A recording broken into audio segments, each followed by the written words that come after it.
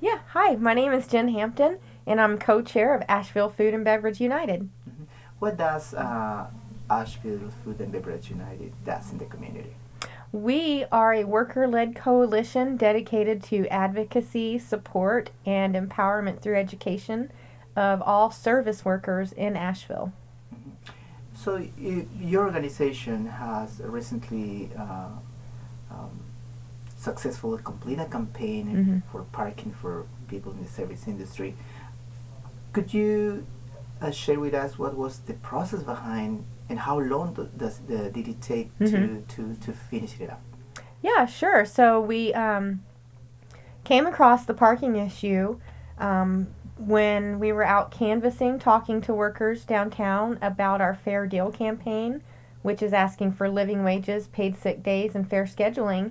And when we were out talking about that, we discovered that the most pressing, concerning issue for workers downtown, especially, was the cost and inconvenience of parking when they had to go to work. So we discovered that. We held a meeting and invited people to come, and it was the largest meeting that we've had so far. A lot of people showed up and were very animated about doing something about parking. So we started a campaign, we started a petition, and went out and talked to workers in person all over town. We posted on social media. We got about 2,200 signatures in 3 weeks. So we had a rally to support that petition and the campaign back in September 6th. So from the time we heard about the issue till we had the rally was about 2 months. And after the rally, we took our petition to the commissioners, the Buncombe County commissioners, who proposed a starting solution of a $40 monthly parking pass for downtown workers at the Cox Avenue parking deck. And they launched it after a bunch of meetings, figuring out the logistics and just basically how to go about making it happen. And they launched the pilot program December 14th of last year. So altogether, it took about just 6 months for us to discover the issue, rally support, work with our local leaders, and come up with a start to the solution for the problem. Hmm. And so right now, where are in the process? I know that this were it is an extension. So explain about Yeah, that, please. sure. So it like I said, it's a pilot program. So they are, just seeing if there's a lot of interest. They are seeing if it's going to work out and where to go from there. So they launched the program December 14th and initially gave us just 1 month to have the application open.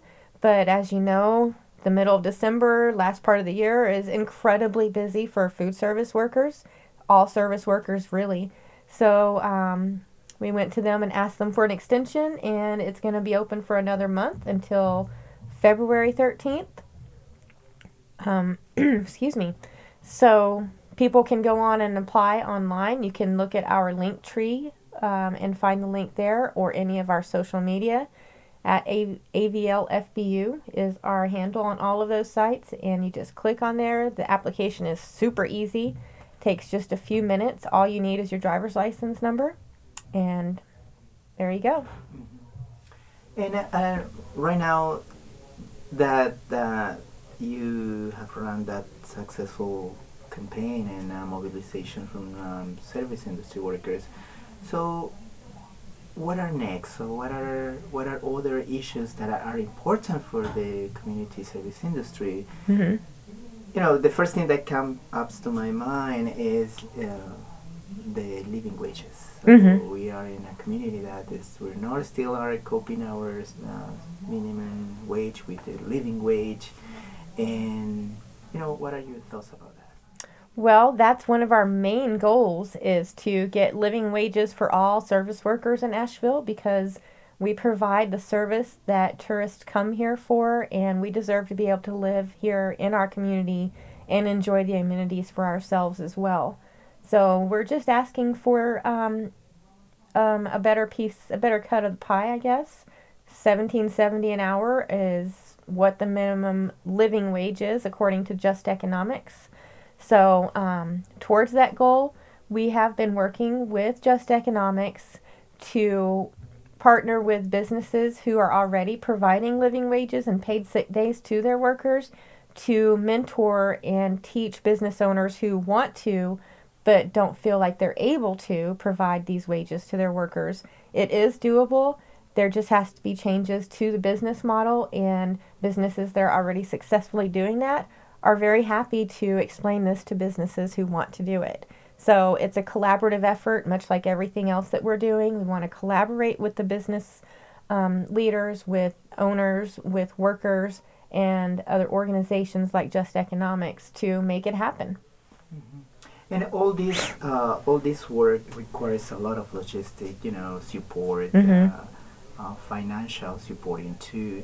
How the community that is listening up can join these efforts directly or indirectly, supporting Asheville Food and Beverage United? That's a great question. So later this month, our steering committee is meeting to vote on exactly what our financial structure is going to be, whether we are going to be a 501c4 or 5, one of those. And after that, we'll be able to accept donations. And we also have some events coming up, more specifically for people who want to support us financially. We're going to have a benefit dinner in collaboration with Blue Dream Curry, featuring some of my very favorite South Texas dishes.